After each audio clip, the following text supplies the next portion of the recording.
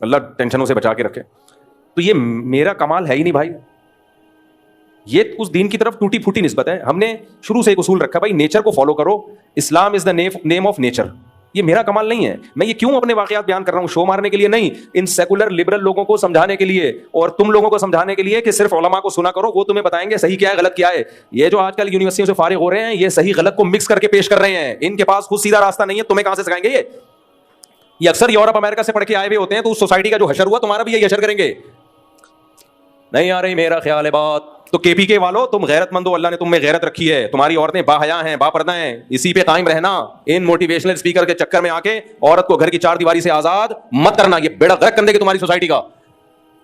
हाँ, जहां मर्द जुल्म कर रहा है औरत के ऊपर, मार पीट रहा है बेतहाशा उसको, चाहे वो केपीके हो, चाहे वो पंजाब हो, चाहे वो कराची हो, वो तो हर जगह ही होता है। उस जुल्म का शरीयत ने एक हल रखा है, उस जुल्म के खिलाफ तो सब मिलकर आवाज उठानी चाहिए, और इस पे सबसे ज्यादा आवाज भी उलमा उठाते हैं। बाज़ इलाकों में ये जुल्म है, बच्ची की शादी उसकी मर्जी के बगैर की जाती है, ये जुल्म है, चाहे कराची में हो, चाहे केपीके में हो, चाहे सिंध में हो। इसके खिलाफ कानून साजी होनी चाहिए, लेकिन ये कमबख्त कभी इन चीजों के खिलाफ कानून साजी नहीं करेंगे। इनका मकसद है चड्डी बनियान पहना के बाहर निकाल दो उसको, बस। आजादी का ये मतलब है इनके यहां।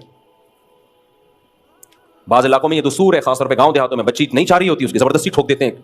जाओ, यहाँ उम्र का बहुत फर्क होता है, जबरदस्ती उसका निकाह कर देते हैं। ये तो कहीं भी हो, कराची में भी होता है, ये सिंध में भी होता है, पंजाब में भी होता है, केपीके में भी होता है। मैंने पूछा पानी का, बहुत बुरी, नाराज ना होना, तो हर जगह होता है ये। इसके खिलाफ तो शरीयत में भी है, तो इसका हल शरीयत है।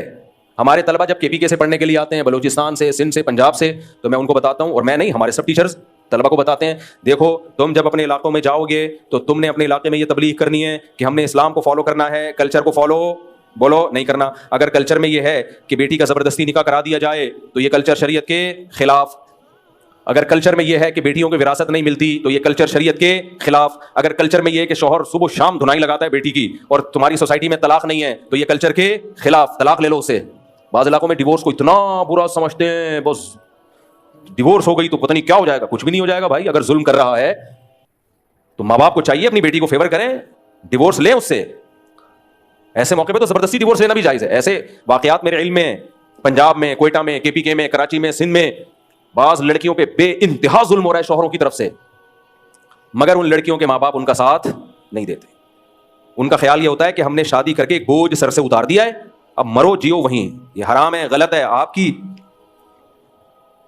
आपकी बेटी आपके जिगर का टुकड़ा है। अगर वाकई जुल्म हो रहा है तो अल्लाह ने मर्द को बनाया इसलिए, वो औरत का मुहाफिज है। डर होना चाहिए उसको, आपके बहनोई को, आपके दामाद को।